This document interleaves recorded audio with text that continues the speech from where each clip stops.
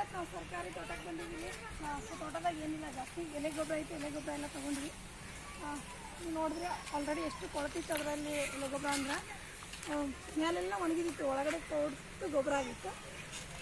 So ಅದಲ್ಲದೆ plants ಸದ್ಯಕ್ಕೇನು ಹೊಸದಾಗಿ ಏನೂ ಬಂದಿಲ್ಲ. ಸೊ ಮೊನ್ನೆ ಅಷ್ಟೇ ನಾನು ಪ್ಲ್ಯಾಂಟ್ಸ್ ತಂದಿದ್ದಲ್ಲ, ಅವು ಇಲ್ಲಿಂದಲೇ ತೊಗೊಂಡು ಬಂದಿದ್ದು. ಬರೀ ಕಡಿಮೆ ಬರೋದು